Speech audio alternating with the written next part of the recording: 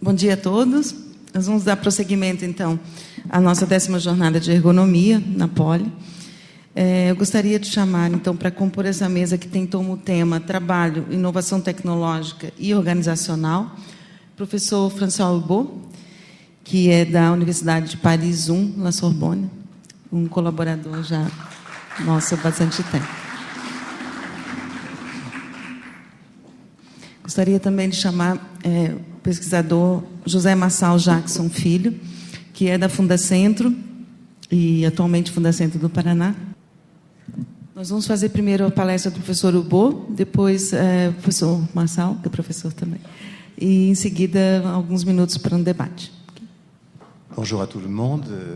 Je voudrais remercier, comme je l'ai déjà fait hier, mais je le fais volontiers tous les jours, l'invitation qui m'a été faite de participer à cette journée. Nous avons une session donc sur la question de l'innovation et rapport avec le travail et l'organisation. Je vais proposer de faire une approche qui consiste finalement à pointer le fait que l'évolution de l'économie vers la dimension du service change complètement le rapport au travail et par voie de conséquence le rapport à la conception. Et pour le faire très rapidement, l'idée de fond, c'est que dans l'économie du service, l'innovation économique est de moins en moins indexée sur l'économie, sur l'innovation technologique. Bien sûr qu'il y a à travers le service des supports techniques qui peuvent eux-mêmes faire l'enjeu ou l'objet d'innovation, mais l'innovation organisationnelle et économique dans le service est de moins en moins reliée ou jouée uniquement dans la question technologique. Ce qui amène donc une certaine centralité du travail dans la question de la conception et donc constitue pour les ergonomes, pour les personnes qui sont concernées par les questions du travail, un enjeu, une opportunité, mais également un défi, une interpellation et donc une occasion de réfléchir sur la manière de pouvoir y faire face, ce qui, si j'ai bien compris, est quand même la raison d'être de cette journée. Je fais sûrement pas bien, non ? Voilà. Ce dont je vais parler donc, c'est que les services font apparaître un certain nombre de ruptures qui nous intéressent dans les sources de la prescription, dans le fait que le rapport entre le processus et les résultats est complètement différent de celui qu'on connaît dans l'industrie, dans le fait qu'il y a une grande hétérogénéité dans les services. Fondamentalement, il y a deux types de services qu'il ne faut pas confondre, la prestation de service et la relation de service. Par ailleurs, le fait que l'évaluation de la performance est beaucoup plus vaste que la simple évaluation de l'opération. Enfin, le fait que dans le service, on est confronté à une difficulté très très grande d'évaluation qui tient au fait que le service se caractérise par son caractère, si je puis dire, intangible et immatériel. Et que tout ceci, donc, nous amène à repenser la relation de l'innovation à la question de l'organisation. Alors, je vais reprendre ces points-là. Tout d'abord, donc, l'idée qui doit nous habiter, c'est que dans le service, il y a une évolution, une transformation très importante des sources de la prescription. Pour faire rapidement, ce qui est essentiel dans le service, c'est que le bénéficiaire est prescripteur. C'est une différence énorme par rapport à l'industrie, où quand les gens achètent une voiture, par exemple, ils n'ont été pour rien dans la conception de la voiture. Elle s'est faite entièrement sous l'autorité de l'entreprise et dans un temps et un lieu où le bénéficiaire n'est pas présent, sauf, on va dire, mythiquement, à travers les études de marché qui ont, à un moment donné, sollicité son avis, qu'on a rentré en critères et on l'a oublié entre-temps. Dans le service, le bénéficiaire du service, par le fait qu'il est coproducteur, est prescripteur de la façon dont le service est rendu.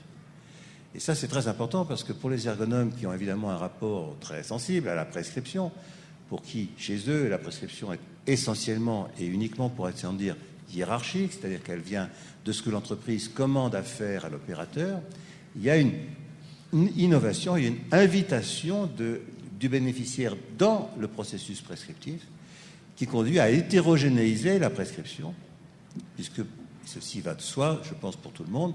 Ce qu'il faut bien comprendre, c'est que le bénéficiaire n'est pas dans un rapport de subordination à l'entreprise, il a sa propre autonomie, il a son libre arbitre, il décide un peu comme il veut, va-t-on dire, de ce qu'il commande, et donc la possibilité de rendre compatible ce que l'entreprise commande à l'opérateur et ce que l'opérateur doit savoir entendre de ce que le bénéficiaire lui commande aussi, organise dans l'activité la question de la compatibilité de la prescription qui change complètement le repère entre l'activité et la prescription, puisque celle-ci est en grande partie une dimension elle-même de l'activité. Ceci est très incident dans la manière dont les modèles ergonomiques pensent la question du rapport à la prescription. Deuxièmement, une grande différence du service et de l'industrie, c'est la relation entre le processus et le produit. Là encore, je vais reprendre l'exemple de l'automobile qui est un peu mythique. Quand on achète une voiture, on ne s'intéresse pas du tout à la façon dont elle est produite et on peut dire que la manière dont elle est produite, c'est-à-dire le processus de production, n'est pas visible, n'est pas présent, n'a pas de statut pratique dans la qualité du produit qu'on achète. Il y a donc un décrochage, une rupture du côté du processus global. Il y a une séquentialisation qui distingue très très nettement la phase de production et la phase où le produit est présenté. Ceci n'existe pas dans le produit où, peut-on dire, la façon de rendre service est tout aussi importante que le service rendu. On peut dire que le processus est présent dans le produit. Il s'invite lui-même dans la valeur de ce qui est donc acheté ou consommé. Cette impossibilité de distinguer aussi nettement que dans l'industrie la phase du processus et la phase du produit oblige évidemment à repenser l'approche de la conception du dispositif général. Ceci, on le verra, est un point évidemment très important. La manière compte autant que le résultat. C'est une question qui est très très sensible, notamment par exemple dans la question de ce qu'on appelle le soin, où, comme il est classique, la distinction qui est faite entre le care et le cure, justement, ne tient pas, puisque pour une grande partie, y compris du cure, la dimension du care est essentielle, et on voit bien qu'on peut, si on cherche, améliorer le dispositif productif du cure, donc du soin qu'on donne, par des qualités qu'il faut augmenter dans le soin qu'on prend des gens, c'est-à-dire le care, et que ceci ne peut pas être distingué autant qu'on le ferait, je répète, de manière qui évidemment force un peu le trait, autant qu'on le ferait s'agissant de la fabrication d'une automobile, où la manière de prendre soin dans la production est relativement invisible dans la qualité de produit final. C'est évidemment un peu radical, mais c'est, je pense, important à retenir ici. Troisième point, l'importance de pointer la distinction qu'il faut faire dans la catégorie du service entre deux dimensions qui sont assez distinctes. Le service a en fait deux faces. Ce qu'on pourrait appeler la prestation de service, qui relève d'une approche standardisée, qui va se prêter assez bien à une conception de type industrialiste du service.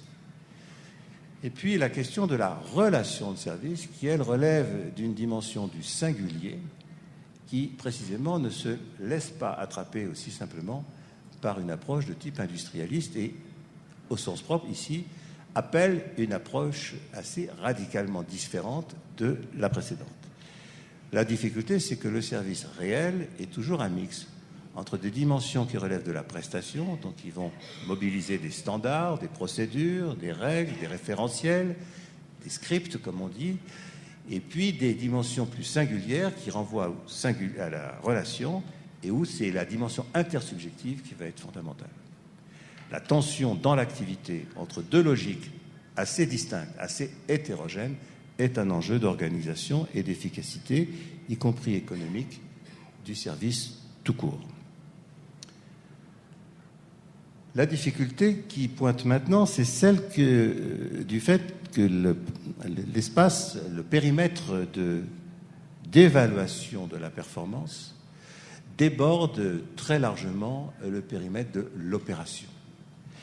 dans le service, précisément, la dimension des externalités, comme on dit, devient une dimension interne, c'est-à-dire la façon dont, à travers le service qu'on rend, qu'on donne à quelqu'un, il se joue toute une mobilisation, une mise en résonance avec des valeurs qui ne sont pas tenues uniquement dans ce qui est efficace hic et nunc à ce moment-ci et à cet endroit, mais la résonance avec les valeurs de la société, la culture, la question du vivre ensemble, comme on dit, et qui fait que dans l'activité professionnelle, il y a toujours cette question du réglage entre la façon dont ce qu'on fait est bien, à la fois dans l'instant et le moment et la personne à qui ça se fait, mais aussi est bien du point de vue de la manière dont ça fait travailler les valeurs, le monde commun, l'espace global, dimension qui relève d'une résonance avec ce qu'on peut appeler la question du développement durable, qui se joue par ailleurs sur les ressources dites naturelles. Dans l'activité de service, la question de la conflictualité entre les valeurs pour l'entreprise, les valeurs pour l'espace public se règle dans l'activité des personnes. C'est l'enjeu d'une dimension, comme on appelle, déontique. Et c'est évidemment un point très important dans la question des reconnaissances dont il était question tout à l'heure. On y reviendra. Enfin, dernier point, dans le service, une grande difficulté de l'évaluation tient au fait que le service n'est pas tangible, n'est pas matériel comme l'est une voiture autour de laquelle on peut tourner, on peut être 150 à tourner autour, c'est la même. La façon dont le jugement est engagé dans l'évaluation de l'efficacité et de la qualité est très différent dans le service, par le fait même, je répète, fondamental, qu'il n'est pas matériel, il n'est pas tangible. Il faut donc construire un accord sur la réalité même dont il faut ensuite décider de sa valeur. Cette immatérialité, cette non-tangibilité pose des questions d'évaluation particulièrement redoutables, et on sait que c'est au cœur ici, par exemple, des risques psychosociaux, que le fait qu'on n'arrive pas à se mettre d'accord sur la réalité, pourrait-on dire, sur la matérialité même des services, qui précisément parce qu'ils sont immatériels posent des questions d'objectivation, base sur laquelle, évidemment, redouble la question de la difficulté de tomber d'accord sur sa valeur. Donc il y a bien deux dimensions, le problème de la reconnaissance du fait du service. Je répète, s'agissant d'une voiture, le fait de la voiture ne se discute pas. Et puis ensuite, il y a la question de la reconnaissance de la valeur du fait, c'est-à-dire de l'importance qu'on lui reconnaît, qui vient s'appuyer sur une première difficulté. Tout ceci, donc, nous fait affronter une grande question qui concerne les sources et les méthodes de conception. Alors, je ne vais pas rentrer dans le détail là-dessus, surtout qu'il va y avoir cet après-midi, je crois, une séance très spécifiquement dédiée à ça. Mais je veux simplement amener ici, dans cette séquence de la journée qui s'intéresse à la relation entre le travail, l'innovation technologique et l'organisation, cette idée, vous le sentez bien, que dans toute cette affaire du service, la source de la valeur, la source de l'innovation, se joue moins dans ce que la technologie rend possible que dans la façon dont, dans l'activité, le service existe réellement. Le service, donc, se caractérise par une complexification des formes de l'engagement du travail. Et la chose sur laquelle je veux insister, c'est qu'il y a un déplacement, un décentrement du centre de gravité du processus de création de valeur qui, je reviens donc sur cette idée, d'un centre ajusté autour de l'innovation technologique, glisse vers un centre où il s'ajuste plus sur la question de l'activité intersubjective. L'enjeu, c'est donc que la question du travail, l'interpellation à partir de là, des spécialistes de la question du travail, et donc l'interpellation vers les ergonomes, est très puissante. La question de fond, c'est comment sont-ils capables de relever cette interpellation et tenir finalement le rendez-vous, qui est à la fois industriel, mais également social, politique, moral, et au final donc professionnel pour nous. Ce déplacement donc du centre de gravité du processus de création de valeur vers l'activité intersubjective, il renvoie donc, ce que j'évoquais tout à l'heure, au fait que la prescription ne se limite pas à des opérations, mais concerne des relations.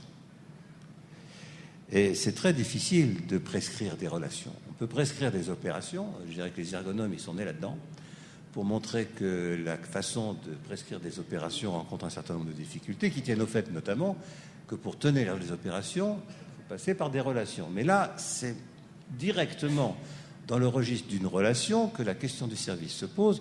Pour être plus exact, cette dimension du service qui relève de la relation et que tend à occulter une conception industrialiste du service qui le réduirait à des prestations, c'est-à-dire à un jeu d'opérations.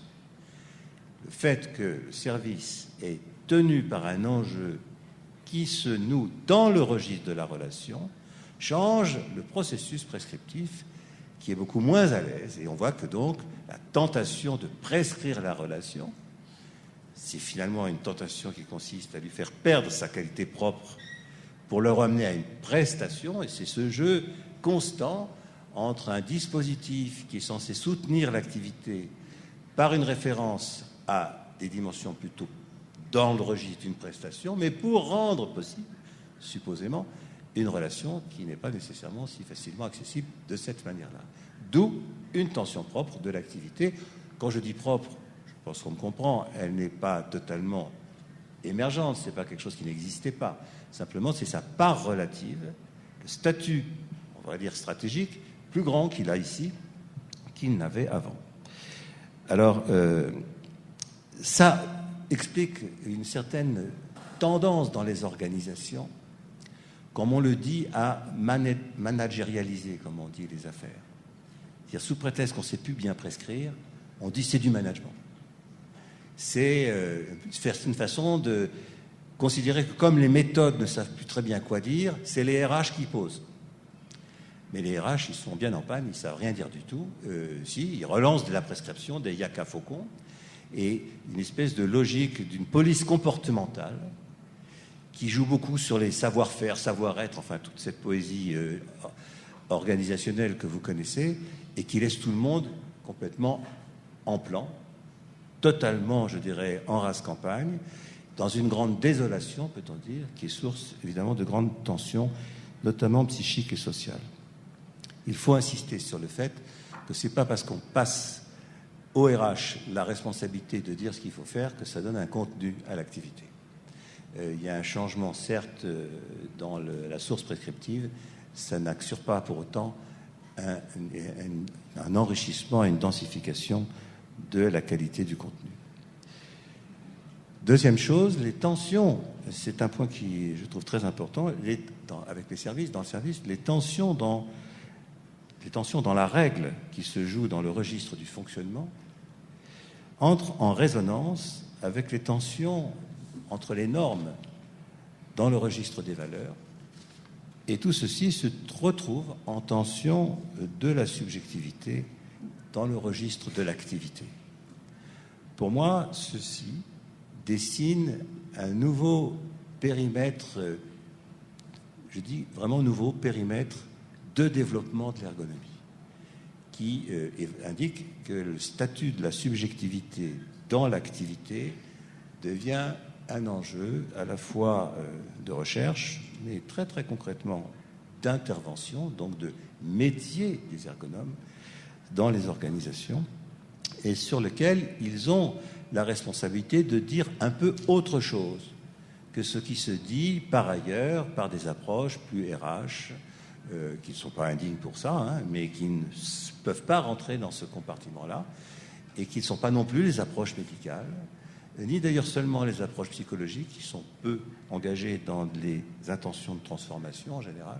Donc il y a bien là une couleur particulière de l'ergonomie, qu'il ne s'agit pas de monter plus qu'il ne faut en exergue, mais qui est quand même ce qu'il faut tenir si on maintient l'idée que l'ergonomie a un intérêt propre. L'autre idée qui revient ici, c'est que donc les enjeux de la consistance organisationnelle sont posés. C'est un problème extrêmement important, cette histoire de la consistance de l'organisation. Et c'est ce qui fait que les organisations aujourd'hui passent par la mise en place de ce qu'on appelle les groupes de pairs, la possibilité qu'il faut rendre possible justement que les opérateurs, mais à quelque niveau qu'ils soient, les agents les plus humbles, mais aussi les cadres, construisent ensemble ce qu'on peut rappeler une doctrine professionnelle, c'est-à-dire donnent un contenu partagé sur ce que vaut ce qu'on fait en lien avec la façon dont il faut le faire. Une certaine façon de rendre plus précis le dispositif de la valeur économique dans son rapport avec celui de l'organisation. Moi, j'étais très sensible à ce qui était évoqué tout à l'heure par Frida sur la question de la relation entre l'effort et la récompense. Pour moi, aujourd'hui, c'est typiquement ce qui se joue autour de la question de la pénibilité. Vous savez pas, peut-être en France, il y a eu toute une série un arsenal juridique qui s'est mis en place pour rendre possible des contreparties à des situations reconnues socialement comme pénibles. Mais pour l'instant, ça ne concerne que des situations dans lesquelles les gens se sont trouvés exposés à des risques qui sont censés avoir des effets en termes de morbidité, je dirais, qui est épidémiologiquement attestée. Et ce qui se met en place malgré tout à travers ça et au-delà de ça, c'est que le mot de pénibilité s'installe comme un dispositif social qui redimensionne complètement la négociation sur les situations de travail. Et il y a une dimension qui, je trouve intéressante dans le terme de pénibilité, c'est qu'en français, est pénible ce qui ne vaut pas la peine. Autrement dit, la question, c'est bien celle d'une peine, certes, mais surtout sa valeur. Autrement dit, quand ça vaut la peine, c'est pas pénible. Ça peut être très fatigant, ça peut même être très dangereux, ça peut même être tout à fait déconsidéré et qu'il faille peut-être même l'empêcher, mais pour les personnes, c'est quelque chose qui vaut la peine. Il y a bien une peine, je répète, elle peut même être très forte, mais tant qu'elle le vaut, c'est pas pénible. Inversement, vous allez avoir des situations où la peine n'est objectivement pas tellement importante, mais où ça la vaut pas et c'est pénible. On voit bien qu'à ce moment-là, le problème du risque, il n'est pas dans la valeur en niveau, il est dans la valeur en rapport. Donc ce qui donne la pénibilité, ce n'est pas un indice objectif en lui-même, substantiel, qui existerait en soi, c'est une valeur relative à l'importance que la personne met dans ce qu'elle fait. C'est-à-dire, c'est indexé sur la disposition de l'engagement, de la signification, de la valeur pour soi, pour le monde, du rapport entre les deux. C'est-à-dire, c'est exactement la question de la valeur du travail. Et cette notion de la pénibilité qui nous revient à travers cette question de la valeur, il ne faut pas qu'on la rate. Et elle a des enjeux alors de santé à terme par des processus étiologiques complètement différents de l'étiologie qui commande le fait que quand on prend des doses d'un toxique, on a évidemment des effets pathogènes que l'on peut décrire et anticiper. L'étiologie des risques dont je parle ici est encore un enjeu de recherche qui passe par les intervenants. Ce n'est pas du laboratoire. Ça passe par des actions d'intervention qui relèvent donc d'un métier propre qui, je pense, est le nôtre. D'où l'idée que le métier, aujourd'hui, dans les organisations, est un véritable espace de régulation de l'organisation. Et ceci nous amène enfin à pointer le fait, je vais tenir le délai, rassure-toi, que l'économie du service peut se réduire, c'est pas le bon mot justement, peut se ramener à une dimension qui est, je pense, absolument essentielle, c'est une économie de la coopération. Il n'y a pas de service sans coopération. Là encore, les ergonomes que vous êtes nombreux ici à être, j'imagine, ce n'est pas complètement un scoop que de faire apparaître la coopération comme une dimension de l'activité. Mais je veux souligner ici que ce qui change là, ce n'est pas le fait que la coopération existe dans l'activité, c'est le statut économique qu'elle a. Et ça, c'est complètement différent, car les modèles économiques, tous ceux qu'on a pu connaître et qui se sont développés, reposent tous sur une problématique de la coordination, c'est-à-dire des ajustements procéduraux, la coopération devenant un peu le supplément d'âme sur lequel ça marche, et qui, par le fait même qu'il ne peut pas se prescrire, pose une véritable difficulté managériale et de conception. Nous sommes, on pourrait le dire, menacés ici de nous retrouver dans une aporie. C'est-à-dire on pose le fait que la coopération est une nécessité de l'organisation et on pose en même temps que l'autonomie, c'est justement ce qu'on ne peut pas organiser de l'extérieur. Et donc il y a là quelque chose qui organise une ligne de tension, un défi organisationnel qui est le concret, je pense, de nos affaires. La conception suppose donc un dispositif d'analyse qui mobilise la dimension de la subjectivité au cœur de la question de l'activité.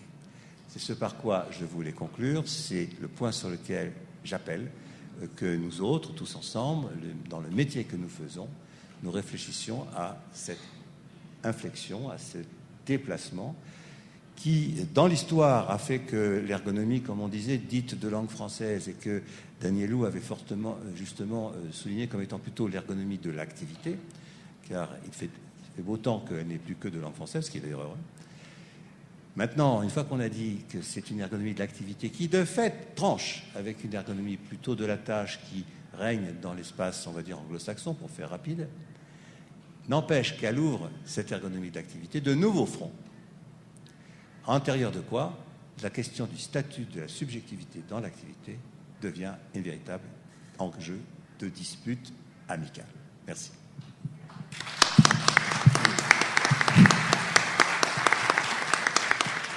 Vamos passar então a palavra para o professor Marçal, Jackson Filho, José Marçal. E... Inicialmente, eu gostaria então de agradecer o convite dos organizadores, Laerte, Fausto e Yara, pela oportunidade de estar aqui. Eu vou também aproveitar para dizer que eu tenho um prazer enorme de compartilhar essa mesa com o François Hibot, por algumas razões que, e como eu não tive a oportunidade de dizer pessoalmente, eu vou dizer aqui em público. A primeira delas é que, quando eu fiz o meu doutorado na França, orientado por François Danielou, eu tive a oportunidade de participar dos seminários de Paris 1, que eram organizados por François Hibot, e que se constituíram num espaço de abertura disciplinar enorme, né? A participação de diferentes pesquisadores de todas as correntes da ergonomia, das ciências sociais, frequentavam o seminário de uma semana, em maio, se eu me lembro bem, e eu acho que eles foram fundamentais, até porque a ergonomia, a imagem que a gente tem no Brasil, ainda era uma disciplina um pouco fechada dentro da sua comunidade. Então, eu acho que o François Hibot, talvez até pela própria tradição de Paris 1,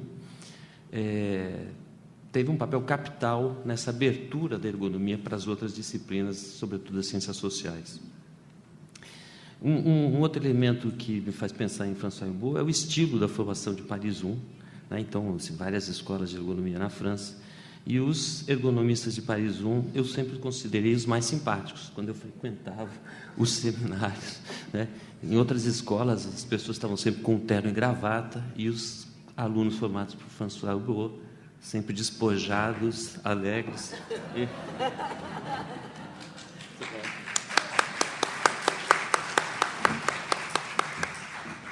E é óbvio também que esse prazer é porque a gente percebeu aqui na fala anterior essa capacidade de refletir profundamente sobre conceitos da prática da ergonomia e, de certa forma, parafraseando a ele, eu diria que ele tem uma capacidade, como ele disse ontem, de produzir uma ressonância conceitual que mexe com o auditório, né? Todo mundo voando nos conceitos que foram passados, como acabou de ser feito. Bom, dito isso, eu vou dizer para vocês que eu vou desenvolver minha fala em 5 pontos. O primeiro é refletindo rapidamente, então, sobre a reflexão e sobre trabalho e inovação. O segundo ponto, sobre a intervenção da ergonomia nesses espaços de inovação que se deram por meio da participação da ergonomia em projetos. Em seguida, mas eu mudei a ordem, antes de falar sobre a intervenção da ergonomia, eu vou falar do objeto gestão que se constitui no objeto da inovação mais forte e que determina o trabalho nos dias de hoje. E, enfim, eu vou tratar sobre algumas novas perspectivas para a ergonomia, antes de concluir rapidamente. Então, tratando desse tema da relação entre trabalho e inovação, que foi para o qual eu fui chamado dentro desse seminário de 10 anos da Jornada de Ergonomia, nessa jornada dos 10 anos, para poder fazer essa discussão, eu fiz uma breve revisão sobre o tema inovação, né, na literatura rápida. Joguei na Cielo a palavra inovação, a vasta literatura. Joguei também no nosso amigo, no Dr. Google, e aí tive alguns textos fantásticos, até para ter um pouco uma noção sobre o que era a definição sobre inovação. E eu caí sobre um texto extremamente interessante de 3 autores. Um deles chama Barenheim, numa revista de gestão que se chama Management Decision, cujo título é Towards a Multidisciplinary Definition of Innovation, ou seja, em direção a uma definição multidisciplinar de inovação. Então, basicamente, os autores pegaram 60 artigos, fizeram uma revisão de 60 artigos de diversas disciplinas, da economia, da inovação e do empreendedorismo, dos negócios, da gestão, da tecnologia e da engenharia, e, a partir disso, constituíram uma definição multidisciplinar. Então, a definição que eles chegam inovação é um processo de vários estágios, pelo qual as organizações transformam ideias em novos ou melhorados produtos, serviços ou processos, a fim de avançar, competir e se diferenciar com sucesso no mercado. Eu poderia apresentar outras definições, né? Existem associações que tratam com definição, especificamente com o tema da inovação, mas uma conclusão evidente quando a gente lê esses textos é que o trabalho não é o que importa dentro da reflexão dos autores nesse campo. A gente chega, então, a uma conclusão rápida que nós estamos diante de uma relação desequilibrada. De um lado, a gente tem o trabalho, né? Se eu fizesse um gráfico, um trabalho, uma bolinha, no outro a inovação, que nada mais é do que uma estratégia, hoje, central para o desenvolvimento do capital, né? Então, a velha oposição entre capital e trabalho. Eu não vou fazer essa discussão aqui, mas isso explica, de certa forma, essa situação, de certa forma, esse desinteresse do trabalho, da inovação pela questão do trabalho. E, nesse sentido, me parece que esse novo objeto que está sendo discutido hoje, a gestão, é central nos processos de inovação, né? Até porque a gestão é a forma como se opera a produção de valor de forma cada vez mais eficaz. Então, a gente tem assistido, e a gente teve a oportunidade de publicar na Revista Brasileira de Saúde Ocupacional da Fundacentro, da qual eu sou editor, um artigo sobre um grupo de sociólogos franceses que fazem parte de um novo ramo da sociologia, que eles chamam de sociologia da gestão. De certa forma, são autores que pertenciam à sociologia do trabalho e hoje estão no âmbito dessa nova sociologia que chamam de sociologia da gestão. O objeto é estudar o que eles chamam de gestionalização, um fenômeno que influencia nas diferentes esferas da sociedade, desde nas empresas, nas associações, na própria vida das pessoas. Um exemplo clássico é esse. Quando a gente tem um filho de 14 anos, como eu tenho, a gente tem tendência a dizer que a gente vai fazer um investimento colocando ela num curso de inglês. Então, a gente começa a raciocinar sempre em termos econômicos para coisas que não são necessariamente econômicas. Então, eu convido vocês a ler o texto desses autores. O nome dele, o primeiro é Mentzeger, a nossa revista está na Cielo, é fácil de encontrar. Basicamente, eles vão, então, dissecar esse fenômeno da gestão e apresentar algumas das suas características. Por exemplo, a forma com que a gestão nas diferentes empresas produz um determinado discurso, um metadiscurso, a relação entre rentabilidade e controle, o peso do financeiro e uma certa postura de reificação, ou seja, de tratar tudo como se fossem coisas, dentro de uma aura de cientificidade. Ou seja, a neutralidade científica é que garante essa legitimidade para a gestão controlar e dirigir a atividade de todos na empresa. Bom, diante desse peso, dessa força, do crescimento da gestão, eles vão contrapor a sua influência na produção de violência simbólica. Então, esse fenômeno de gestionalização, ele é produtor de violência. E isso se associa a formas de intimidação, no Brasil a gente chama de assédio, mas também aos suicídios, né? Até porque você coloca no ambiente de gestão a competição entre grupos. Então, não é à toa que quadros como engenheiros têm se suicidado nesse ambiente extremamente competitivo que se dá por meio dessas ferramentas, dispositivos desenvolvidos nessas esferas de gestão. Em contrapartida, é importante também apontar o enfraquecimento dos movimentos sociais, né, dos sindicatos,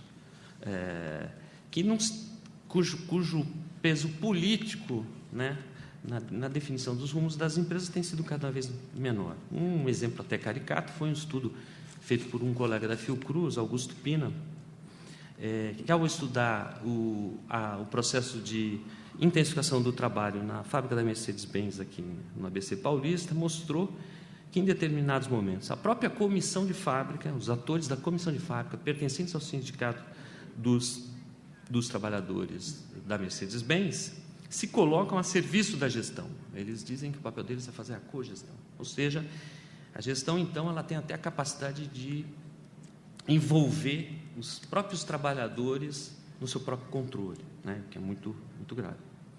Por outro lado, alguns outros estudos, no caso do serviço público, eu recuperei 2 nessa breve revisão que são interessantes, né? Um que fala da própria inovação, vocês vão rir, né, porque a gente acabou de passar da eleição, que é Inovação no Serviço Público, uma análise do choque de gestão de 2003 a 2010 sobre a ótica dos servidores e dos preceitos teóricos relacionados à inovação do setor público. Bom, para quem é mineiro sabe que o choque de gestão foi dado no governo do governador Aécio Neves há pouco tempo, e a conclusão que está no resumo é interessante, eu vou ler porque vale a pena, né?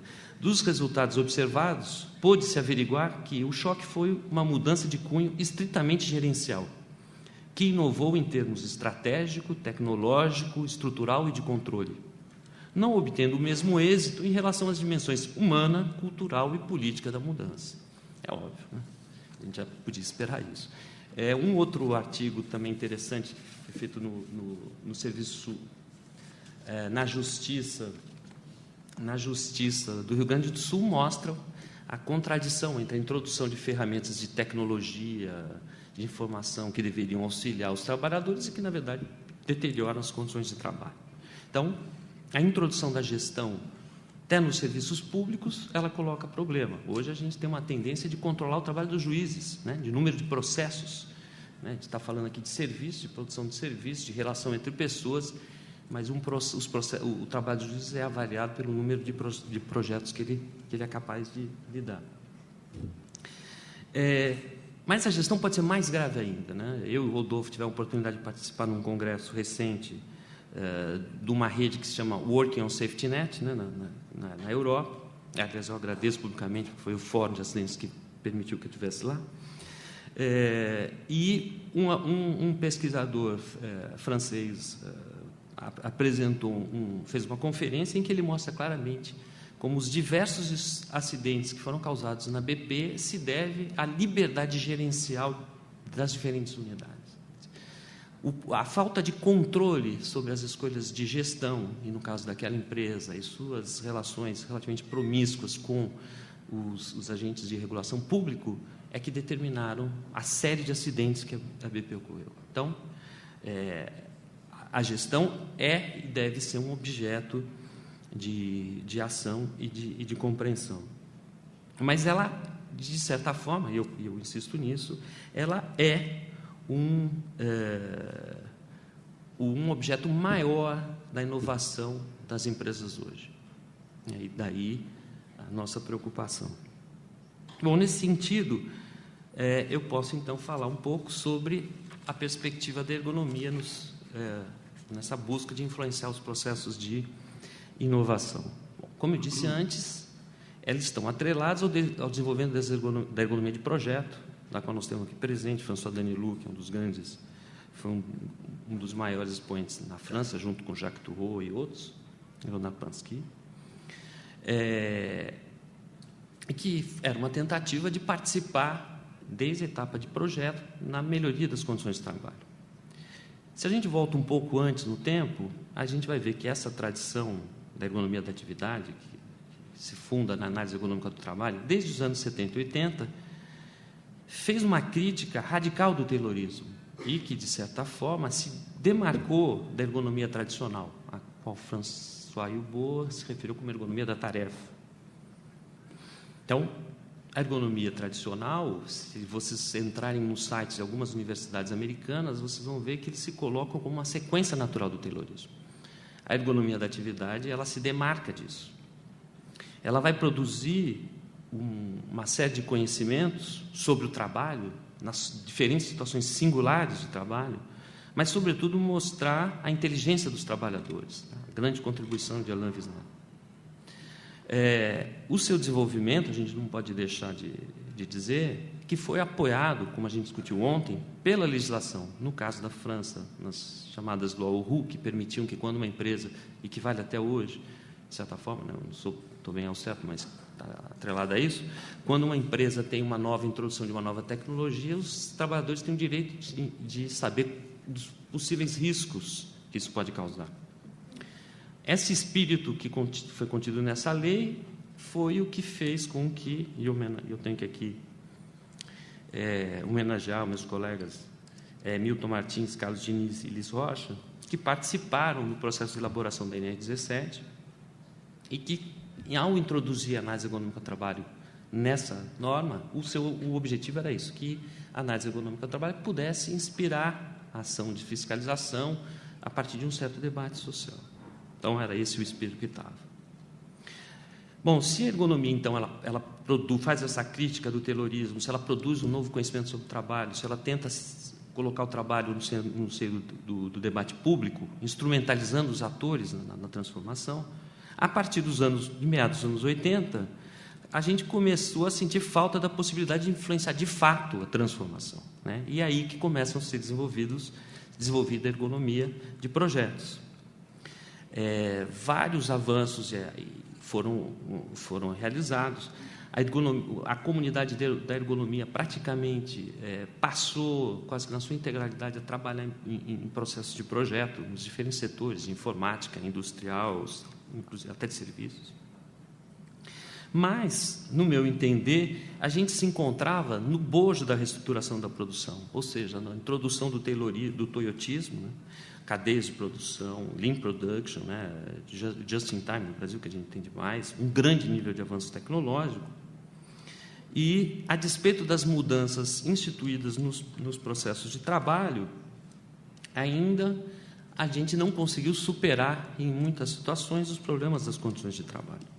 E, por outro lado, né, a partir do momento que a ergonomia entra nos projetos, ela faz parte dos projetos. O ergonomista é um ator do projeto. E, nesse sentido, ele não tem tanta capacidade de fazer a reflexão crítica sobre o contexto no qual ele vive, né? Então, de uma certa forma, a ergonomia estava associada, né, e a serviço da reestruturação no seio das empresas.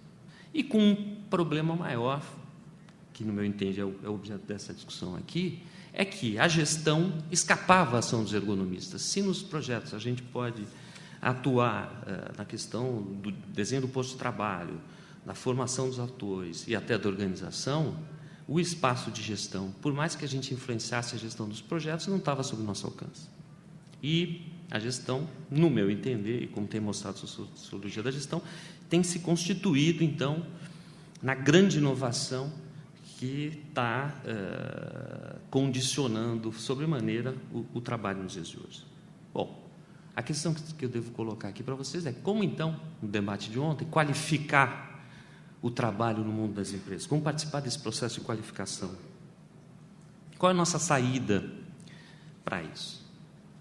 Sabendo que, e eu quero deixar bem claro aqui, que a minha posição é que, embora houvesse, no final dos anos 90, uma certa oposição entre o diagnóstico ergonômico e a participação em projetos, eu acho que isso era um falso problema. Na verdade, a ergonomia ela é uma disciplina que serve para você pensar e você agir sobre o trabalho, né? Então, essas duas modalidades são fundamentais. E a gente não pode perder de vista isso se a gente pensa nas perspectivas futuras.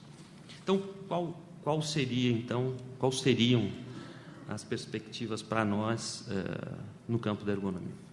Bom, como eu disse antes, eu considero que a ergonomia é essa ferramenta fundamental para pensar e agir sobre o trabalho, suas condições.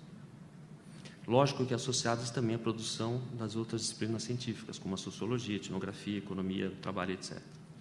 Ela é também uma forma de engajamento, né? Eu acho que as falas aqui atestam isso, no engajamento de colocar o trabalho no seio do debate social, sem perder de vista a nossa capacidade de intervenção. Ou seja, como disse François Hibou ontem, é preciso refletir, então, sobre a dimensão pública e política da ergonomia, né? Acho que essa questão está no centro do que nós estamos tratando aqui. Nesse sentido, eu acho que a gente deveria se aproximar das ciências sociais, a sociologia e a etnografia, para continuar a produzir essa reflexão crítica sobre as mudanças no mundo do trabalho, em especial sobre a influência da gestão no seio das empresas. Dessa forma, a gente continua com uma perspectiva de intervenção pela instrumentalização dos atores sociais sobre essas modalidades de controle e cada vez mais fortes que se dão sobre o trabalho e que hoje não atinge apenas o operador da linha de fábrica, mas os engenheiros que desenham, os juízes, os médicos, todos os trabalhadores. Por outro lado, eu acho que a gente também deveria se aproximar da ciência política e das diversas instituições na produção de políticas. Então, a capacidade de projetar hoje, no meu entender, deveria se voltar ao desenvolvimento das políticas e se tornar, de certa forma, uma mobilização. De um lado, produzindo conhecimento para caracterizar a realidade e, de certa forma, está no nível do desenho das políticas para influenciar que essa realidade seja modificada. A gente não pode nem deixar de lado novas formas de regulação, não apenas a produção de normas, mas de regulação do Estado, que possam influenciar os critérios de gestão, que possam influenciar o poder de agir das organizações, né? Diante até das consequências graves que elas têm produzido. Na verdade, dentro dessa dualidade, né, de ser algo legitimado socialmente, mas que, de certa forma, produz violência. Está sendo mostrado de uma forma bastante clara pela sociologia da gestão. Bom, enfim, né, então, para encerrar minha fala, respeitando o tempo que a Yara está aqui, mas eu estou vendo o relógio dela, eu acho que a jornada se presta a isso e eu, junto com o meu colega François Hibou, vim aqui para colocar exatamente em discussão essa dimensão pública e política no nosso país diante desse novo cenário. Eu faço um apelo para que a gente se aproxime das ciências sociais do trabalho, né? E sendo que eu considero que o nosso objeto, a atividade de trabalho, é fundamental. Não, é um instrumento muito interessante, muito importante para a gente entender o que se passa nos dias de hoje. Então, a gente tem algo a dizer no seio das ciências sociais. Eu acho que esse é um desafio que a gente deveria colocar, e eu acho até, se eu puder fazer uma sugestão, que o futuro da jornada se abra também mais, né? Já teve espaços, né, colegas de outras disciplinas, para essa perspectiva interdisciplinar. Ao mesmo tempo que ela convoque os novos ergonomistas que estão surgindo, que foram formados, né, que tem uma presença mais aqui falando, né, discutindo um pouco. Enfim, eu gostaria de dizer que isso é importante porque esse passo é estratégico, pois, no meu entender, ele se constitui no quase único espaço perene que sobrou para nós no Brasil para pensar a ergonomia, né, de uma forma eu diria, desinteressada, né? Porque os outros espaços, os interesses são quase que evidentes. Então, por isso, eu gostaria de agradecer profundamente Laerte e o Fausto, a Era chegou depois, por me permitir participar desse projeto ao longo desses 10 anos. Obrigado, Laerte. Obrigado a todos.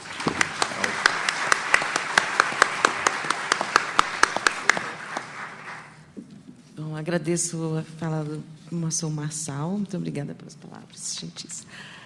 Vamos abrir, então, temos espaço para uma ou duas perguntas, né, antes da gente fazer o... Antes de nós fazermos a pausa, então, para o almoço. Tem uma pergunta aqui. Se alguém já quiser se inscrever, mais uma lá, tá legal. Tá?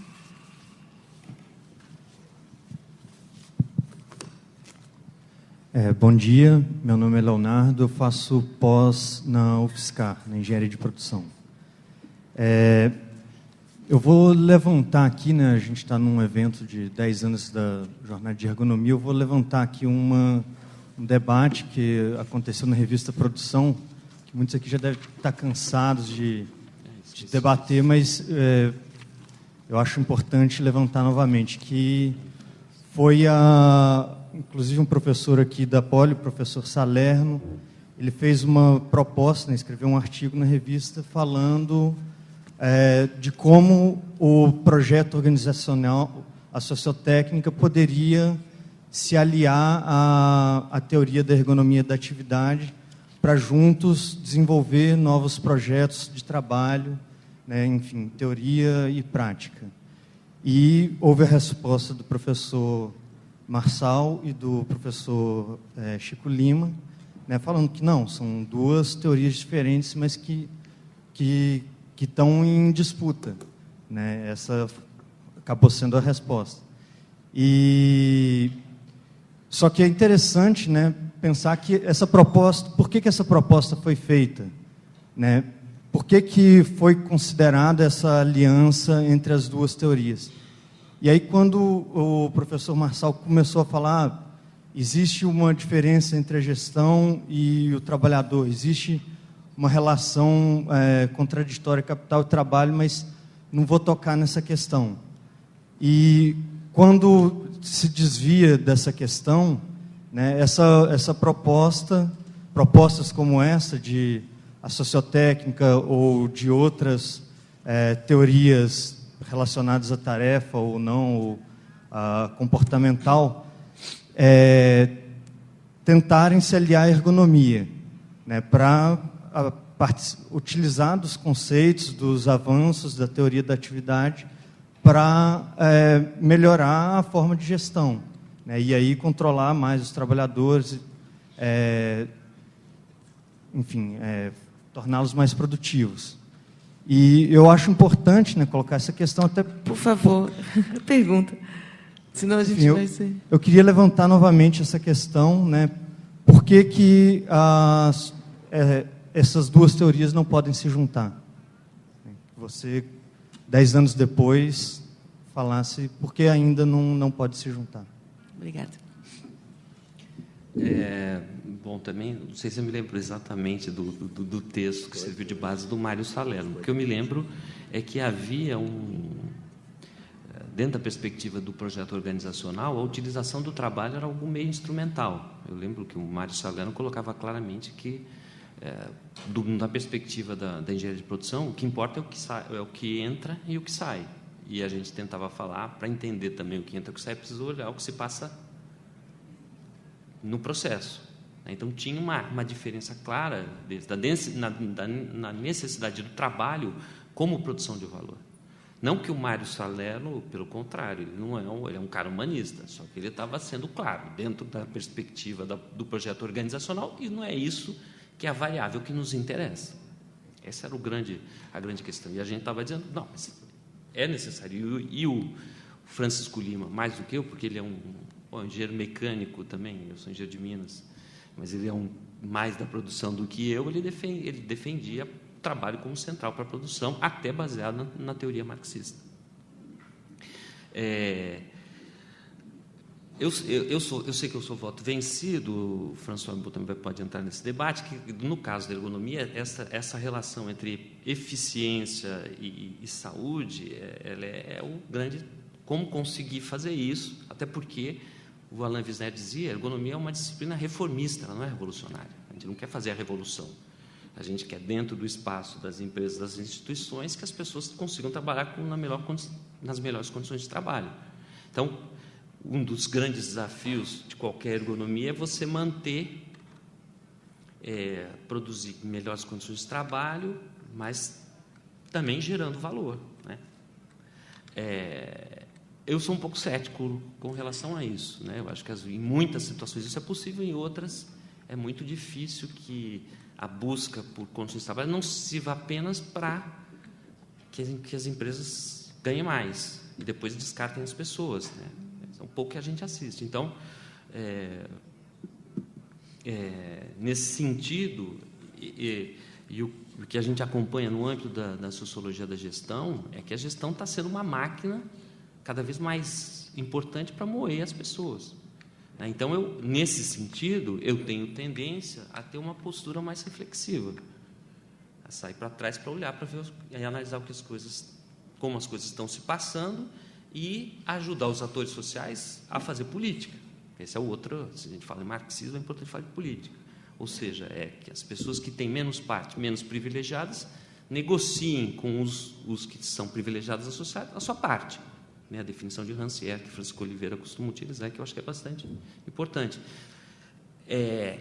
Mas, ao mesmo tempo, enquanto uma disciplina científica que tem uma comunidade profissional, a gente tem um espaço de intervenção, a gente faz mudanças que às vezes são pontuais, às vezes são um pouco mais abrangentes e que melhoram as condições de trabalho. A gente atua também, como François Danilo costuma dizer, a gente sobre a representação do trabalho dos projetistas, dos gestores, mas que estão no nível local. A dificuldade é que o que a gente vê não se produz no nível local, né? O trabalho da minha tese, eu participei de um projeto numa indústria cujo diretor teve a ideia de... Por quê? Porque ele sabia que se ele investisse, se aquela empresa investisse, o grupo importante investisse naquela empresa, não seria a fábrica dele que seria fechada, porque ele já sabia que o grupo ia fechar uma outra fábrica na Europa. Então, fecharam uma fábrica na Itália e aquela fábrica se sustentou. Então,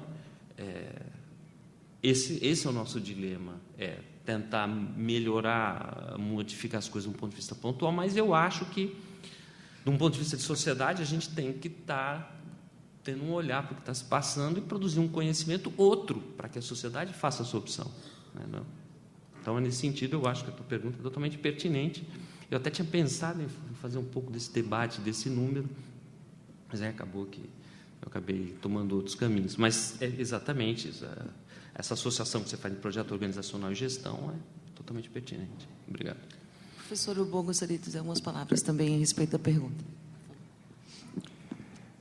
Oui, c'est un sujet qui m'intéresse beaucoup. Moi, je suis un économiste qui a mal tourné, donc ça m'intéresse beaucoup, ces affaires-là.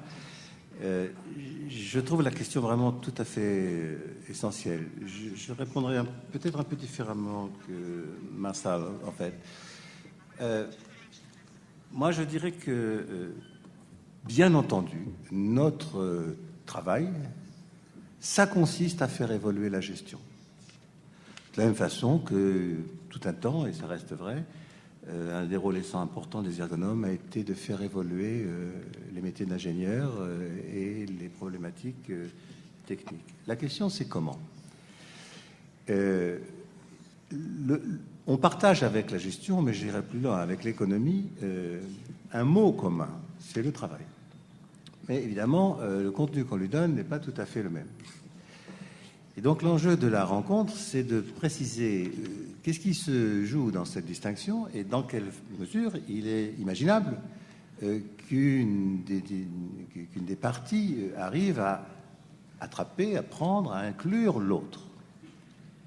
Je crois qu'il y a une question de fond. L'ergonomie pose, enfin, normalement, en tout cas, moi je pense qu'elle doit poser, que le travail n'est pas un facteur de production. C'est autre chose. Et c'est un vrai problème, y compris en ergonomie, parce que quand on parle de human factors, on est très borderline par rapport à cette façon de dire. Et je suis gentil en disant borderline. Il y a donc, y compris en ergonomie, toute une population, intellectuellement parlant, qui est prête à cette invitation. Et encore une fois, je n'y vois pas d'offense. C'est une conception qui va être tout à fait capable de factoriser le travail. Et à partir de là, il rentre dans une fonction de production que la gestion vient chercher pour le rendre homogène à des dimensions entre lesquelles des arbitrages se font. dans un dispositif computationnel qui a son sens. Et que ceci puisse faire évoluer la gestion d'une manière qui la modernise, comme on peut le faire dans une ingénierie, car c'est une ingénierie, eh bien, moi, je n'y vois pas d'obstacle. Simplement, ça ne règle pas notre question complètement. Car ce qui se joue dans le travail, ce n'est pas simplement de fabriquer quelque chose, c'est aussi de fabriquer le monde. Et c'est aussi une expression de la vie. C'est une dimension de l'émancipation des personnes, et que ceci n'est pas attrapable dans le seul espace de la gestion.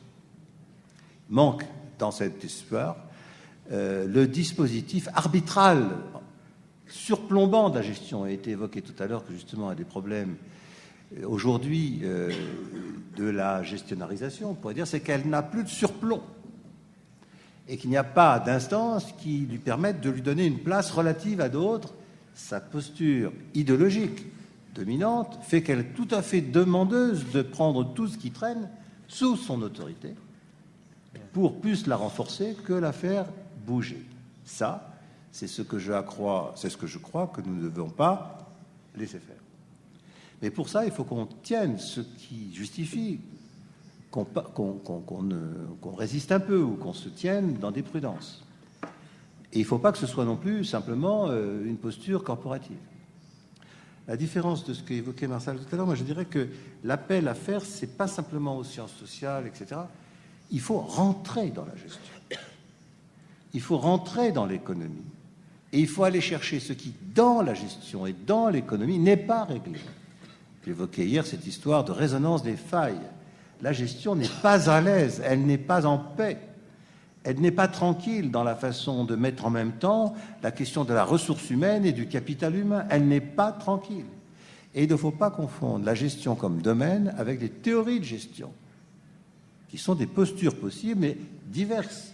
Il faut donc savoir rejoindre les débats dans la gestion et ne pas céder à une illusion qui serait de croire que la gestion a réglé tout, qu'elle ne parle que du droit, que les affaires sont faites, que les carottes sont cuites et qu'il n'y a plus qu'à se soumettre ou à rentrer en dissidence.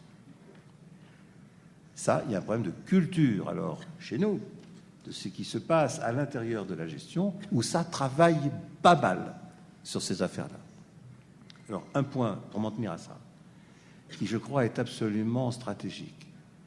Soit on pose que la gestion est structurellement liée à l'obligation de la mesure, et qu'il n'y a pas de gestion possible en dehors d'une quantification et d'une métrique, que la gestion ne peut connaître que ce qui se compte. Si c'est ça, il n'y a pas d'intégration possible d'une ergonomie au sens plein dans la gestion, quand bien même il y a des processus de mise en résonance des questions, ça c'est sûr. Mais si on pose que cette manière de poser en gestion la nécessité de la mesure n'est qu'une posture théorique parmi d'autres possibles en gestion, et qu'en économie tout n'est pas uniquement dans le registre de ce qui se compte, alors il y a une inflexion à accompagner, à soutenir, à provoquer dans l'espace des sciences techniques, des sciences économiques et des sciences gestionnaires, qui l'amène à aborder les phénomènes, notamment humains, en dehors des processus qui seraient purement quantitatifs. Et où là, les problématiques du travail, dans leur dimension, y compris émancipatoire, peuvent prendre une place. C'est une véritable affaire. Et c'est cette raison qui, pour moi, me semble être une vraie occasion à ne pas rater, à l'occasion des histoires de la dimension servicielle de l'économie, où cette affaire-là devient sensible. Ceci dit, je lirai avec plaisir l'article dont j'apprends l'existence, parce que, oui, ça m'intéressera beaucoup de savoir ce que Francisco et toi avez répondu à Mario. Okay. Bom, gente, obrigado. Agora eu virei a Oyara por alguns instantes. Queria avisar que, visto o adiantado da hora, nós vamos precisar encerrar essa mesa. Que se tiver alguma pergunta, por favor, vocês podem fazer diretamente a eles. E nós voltamos às 13 horas para a continuidade da jornada. Então, muito obrigado.